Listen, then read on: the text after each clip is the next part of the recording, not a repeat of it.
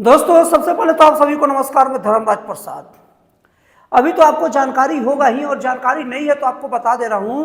बांग्लादेश की भूतपूर्व प्रधानमंत्री ने, जो शेख हसीना है, उनको सजाए मौत दे दी गई है। और वो ऐसी प्रधानमंत्री रह चुकी है जो बांग्लादेश को सचमुच विकास की एक राह पर लेकर आई और बांग्लादेश को बहुत सारी ऊंचाइयों पर लेकर गई और महिला सशक्तिकरण में बहुत अहम रोल निभाई। बांग्लादेश में जो रूढ़िवादी जो नीतियां था उनको तोड़ने में बहुत प्रबल से प्रबलतम भूमिका निभाई। लेकिन अब आपके दिमाग में ये आएगा कि बांग्लादेश की शेख हसीना को आखिर सजाए मौत क्यों दिया गया। मैं आपको कारण बताता हूं।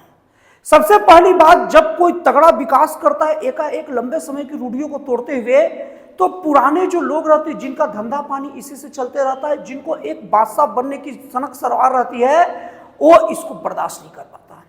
और अब जब इतना अच्छा जन कल्याणकारी कार्य करेगा तो वहां का जनता का बहुत बड़ा जो वर्ग है ना, वो इनके साथ खड़े रहता है। अब चुनाव होता है तो जीतते जाती है। अब क्या करेगा, तो वो क्या करते हैं कि वहां के निर्वाचन आयोग को पहले बदनाम करते हैं, ताकि ये बता सके कि जो चुनाव हो रहा है ना, वही निष्पक्ष नहीं हो रहा है। मतलब उसमें भेदभाव तरीके से चुनाव हो जा रहा है। और वो सब काम को अंजाम दिया वहां के नोबेल पुरस्कार विजेता, 2008 में जो नोबेल पुरस्कार जीते थे, मोहम्मद यूनुस। अब मोहम्मद यूनुस जब इतने बड़े चीज वहां की चुनी हुई सरकार को पलटने का काम किया, तो जाहिर सी बात है उनको बाहरी शक्तियों का भी जरूरत पड़ेगा, फंडिंग के लिए, बहुत सारी चीज के लिए। तो बाहरी शक्तियों में मुख्य रूप से वो अमेरिका ने साथ दिया। और अब ये बात लगभग वो प्रमाणित हो चुका है, अमेरिका के तत्कालीन राष्ट्रपति जो बाइडेन का इसमें बहुत बड़ा रोल था। अब आप कहेंगे अमेरिका क्यों फुदकेगा, तो अमेरिका का फुदकने का ना दो बड़ा कारण था। सबसे पहला कारण, अमेरिका का एक आदत होता है उपनिवेशवाद और उपनिवेश अपने बढ़ाना। उपनिवेश किसको कहते हैं समझ लीजिए। एक देश जब दूसरे देश पर कब्जा करता है ना, तो उसको उपनिवेश कहते हैं। और वो जो मतलब देश कब्जे में आ जाता है, उसको उस देश का उपनिवेश कहते हैं। अंग्रेजों के कब्जे में 1947 से पहले जब भारत था, तो भारत इंग्लैंड का उपनिवेश था। तो उसी इंग्लैंड या ब्रिटेन जो भी समझ लीजिए, उसका उपनिवेश था। अब उसी तरीके से अमेरिका अपने उपनिवेशवादी सोच, जो उपनिवेश रखने की इच्छा रखता है, उससे निकल नहीं पाया है।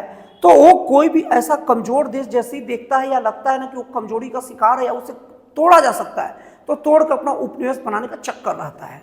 और दूसरा चीज, अमेरिका क्या है ना कि कोई भी अगर अच्छे जगह मतलब अच्छा सेंटर अपने व्यापार के लिए देखता है, तो उसको उसकी आंखें गड़ जाती है। तो बांग्लादेश के कुछ द्वीप ऐसे हैं ना जो बांग्लादेश के नियंत्रण में है, वो अमेरिका उससे मांग किया। अब अमेरिका मांग किया तो शेख हसीना ने मना कर दिया कि अगर हम आपको कुछ दे देंगे तो हमारा देश का व्यापार ठप होगा और भारत के साथ मेरा अच्छा रिलेशन है। यहाँ जब आप सेंटर बना देंगे तो भारत को दिक्कत होगा और विश्व के बहुत सारे देशों को दिक्कत होगा। तो शेख हसीना का ये जो आत्मसम्मान को और देश की गरिमा को बचाए रखने की आदत अमेरिका को नहीं भाई। अब वो कैसे करे, तो अब उसके लिए उन्होंने मोहम्मद यूनुस को चुना, जो बहुत दिन से रूढ़िवादी सोच को आगे बढ़ाना चाहते थे।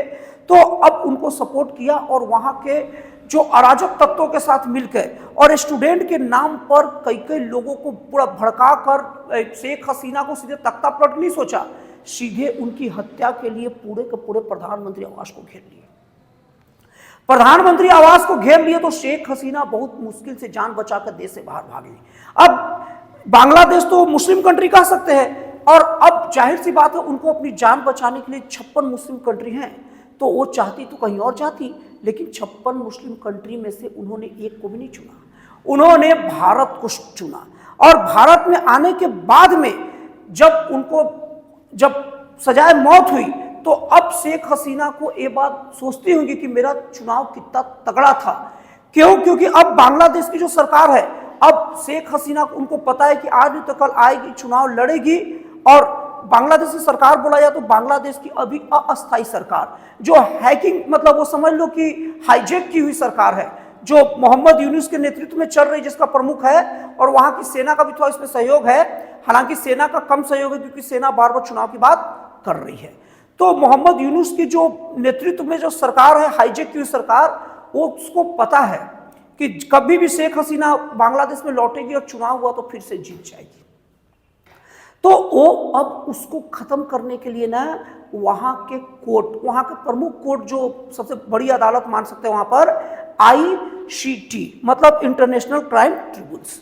तो उसके द्वारा वो सीधे शेख हसीना और उस वक्त की गृह मंत्री कमाल खान को दोनों को सजाए मौत दिलवाते हैं। अब आपको लगेगा कि अब देश का कोर्ट सजाए मौत दिया है, तो सबसे पहले बात बता दूं, मोहम्मद यूनुस की कोर्ट भी फर्जी है, क्योंकि एक कोर्ट में सजा होने से पहले 17 जजों को तो पहले जबरदस्ती इस्तीफा दिला दिया गया। जब देश में अराजकता फैलता है तो ऐसा फैलता है। अब इस्तीफा दिलाने के बाद हुआ 17 जजों के, उसके बाद में इस्तीफा दिलाने के बाद क्या हुआ कि उसमें प्रमुख जज जो फैसला दिए हैं, ऐसे जज को जो चुना गया जो शेख हसीना के धूल विरोधी हैं, शेख हसीना के खिलाफ हमेशा बयानबाजी करते रहते, और वो जज ने शेख हसीना और कमाल खान को सजाए मौत दिया। अब इन लोग पहुंचे शेख हसीना के लिए भारत के पास, बोले कि प्रत्यार्पण करो, तो भारत बोलता who are you, get out, सीधे भगो यहां से। तो बोले कि मेरे देश की अदालत ने फांसी दिया है। बोला आपकी देश की अदालत तब होगी ना जब वहां पर लोकतंत्र बचेगा, वहां तो सब कुछ फर्जी है, तो हम उस अदालत को क्यों माने। अब उसके बाद में कई इसमें ज्ञानी लोग कमेंट कर सकते हैं, मेरे वीडियो में बोल सकते हैं कि भारत और बांग्लादेश में प्रत्यार्पण की संधि है, और ये 2013 में हुआ था, तो लेकिन प्रत्यार्पण की संधि का बहुत सारा शर्त है। प्रत्यार्पण की संधि की अनुच्छेद 6 के अनुसार में अगर कोई व्यक्ति राजनीतिक पृष्ठभूमि का है तो उसके लिए रूल नहीं लागू होगा। तो शेख हसीना तो राजनीतिक, इसमें कोई दो राय नहीं है। अब उसके बाद में वहां की गवर्नमेंट ने अनुच्छेद 8 का वो कहा कि अगर हत्या जैसी मामले होना है तो तब हम लोग ये, तब रूल नहीं चलेगा अनुच्छेद 6। लेकिन फिर बोला गया भारत तरफ से कि हत्या किसकी हत्या, बांग्लादेश सरकार जो शेख हसीना उस पर जानलेवा हमला करने लोग आए तो अपनी बचाव में गोलियां चलाना हत्या नहीं होता। तो इसलिए आपका भावना ही गलत है। और अनुच्छेद 8 में कहा गया है कि अगर वहां पर कोई दुर्भावना के साथ अगर मांगा गया हत्यारे को भी, तो भी नहीं दिया जाएगा, तो इसलिए वो नहीं चलेगा। अब यहां पर जो मोहम्मद यूनुस है ना, अब यहां दूसरा पैतरा चला, उन्हें पता था कि भारत नहीं देगा। अब मोहम्मद यूनुस कुर्दू भागते हुए गए अमेरिका से, बोले कि आपके मतलब आपके अमेरिका देश के सहयोग से ही हमने तख्ता पलट किया था, और अब तो भैया शेख हसीना को भारत शरण दे दिया, और भारत से हमारी औकात तो है नहीं कि भारत से ले, न ताकत है न क्षमता है, तो प्लीज आप कुछ करो। तो डोनाल्ड ट्रंप बोलते हैं कि क्यों करें दोस्तों, जब सरकार बदलती है तो समय और हवाएं भी बदल जाती है। आपको पता होना चाहिए डोनाल्ड ट्रंप और जो बाइडेन एक दूसरे के विरोधी थे, और उस वक्त जो बाइडेन का सपोर्ट करने का मतलब ट्रंप का विरोध था। तो कहे कि तुम यार जो बाइडेन का सपोर्ट में उड़ा करते थे, तो तुम जो बाइडेन से मदद मांगो ना, और उसके सपोर्ट के चक्कर में मेरी कितनी वाट लगी तुम्हें पता है। तो उन्होंने भगा दिया।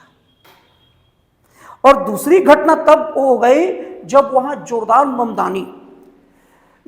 ममदानी वहां के न्यूयॉर्क के मेयर बन गए, और वो ट्रंप के धूल विरोधी थे, और वो भारत के भी विरोधी माने जाते हैं। लेकिन जोराम ममदानी और ट्रंप में ना अभी क्या हवा चली है ना, उन दोनों में ना थोड़ा सा मिलन होने लग गया। तो वो अब जोराम ममदानी भी ट्रंप की भाषा कुछ कुछ बोलने लग गए, तो डांट के ना यूनुस को भगा दिए। अब मोहम्मद यूनुस भागता भागता बांग्लादेश आया। अब जॉर्ज सोरोस जैसे लोग जो भारत के और खास करके मोदी सरकार के इतने विरोधी थे, जब शेख हसीना क्योंकि लोकतंत्र की सपोर्टर थी और भारत का बहुत सपोर्ट करती थी, जब शेख हसीना का तख्ता पलट हुआ तो जॉर्ज सोरोस का बेटा मोहम्मद यूनुस को स्टार बता रहा था, बड़े बड़े लेख लिख रहा था। अब वो जॉर्ज सोरोस बिना अमेरिका में बैठा कुछ नहीं कर पा रहा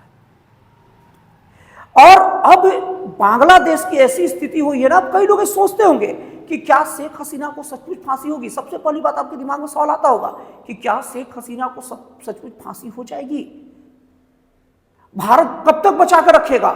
मैं आपको इसका स्पष्ट और क्लियर जवाब दे रहा हूं, शेख हसीना को फांसी नहीं होगी मतलब नहीं होगी। भारत जिसको भी शरण देता है और जिसकी भी जीमा लेता है, बड़ा सोच समझ के जीमा लेता है। भारत की गोटियां चाणक्य की गोटियां होती है, बहुत सोच समझ के गोटियां फेंकता है जियो पॉलिटिक्स में।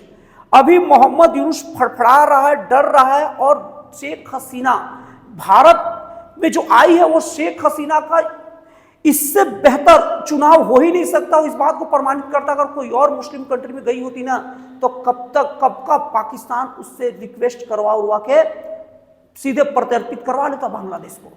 लेकिन नहीं, अभी शेख हसीना इतने सटीक जगह जाकर बैठी है ना, और कमाल खान कि भारत का शर्त ये है कि पहले चुनाव कराओ और चुनाव मेरी निगरानी में होगी, और चुनाव में पूरी तरीके से शेख हसीना की पार्टियों को भी उतना ही मौका प्रचार का मिलना चाहिए जितना तुम्हारी पार्टी को मिलना चाहिए। और निश्चित तौर पर भारत जानता अगर ऐसा हुआ तो शेख हसीना का बहुमत से जीत तय है। और एक बार शेख हसीना जब प्रधानमंत्री बनी तो मोहम्मद यूनुस का क्या होगा, एक मोहम्मद यूनुस ही जानता है और सब जानते हैं। और वहां की सेना भी ये बात बखूबी समझती है, इसीलिए वहां की सेना डायरेक्ट शेख हसीना के विरोध में नहीं बोलती और यूनुस का सपोर्ट तो करती है। अब वहां की वास्तविक सरकार उनके हाथ तो सपोर्ट तो करना पड़ेगा, लेकिन वहां की सेना कभी भी शेख हसीना के विरोध में नहीं बोलती, और वहां की सेना चुनाव के पक्ष में हमेशा रहती है। मतलब कि वहां की सेना को पता आज नहीं तो कल शेख हसीना वहां बांग्लादेश से फिर से आएगी और हवा बदलेगा, और हम अगर उनसे दुश्मनी पाले तो हमको भी इसका हर्जाना भुगतना पड़ेगा। तो दोस्तों, मैं इस वीडियो को सार और निचोड़ के तौर पर मुझे उम्मीद है समझा पाया कि शेख हसीना की जो सजा मौत हुई है, जो एक फर्जी अदालत के द्वारा दी है, अदालत पहले फर्जी नहीं थी, अभी फर्जी कर दी गई है। फर्जी अदालत जिसे ICT बोलते हैं, इंटरनेशनल क्राइम ट्रिब्यूनल, जो बांग्लादेश की सबसे बड़ी अदालत मानी जाती है, वो अदालत के द्वारा दी गई ना जो फांसी को कुछ नहीं होने वाला, शेख हसीना सुरक्षित ही रहेगी और फिर से एक बार बांग्लादेश की प्रधानमंत्री बनेगी, और उसके बाद बस देखना यही बात रहेगा कि मोहम्मद यूनुस का क्या होता है। तो दोस्तों, आपको एनालिसिस कैसा लगा, विश्लेषण कैसा लगा, प्लीज कमेंट करके बताइएगा। तो फिर मिलता है अगले वीडियो में एक नए, एक जन कल्याणकारी और एक राष्ट्रवाद से प्रेरित नए विचारों के साथ।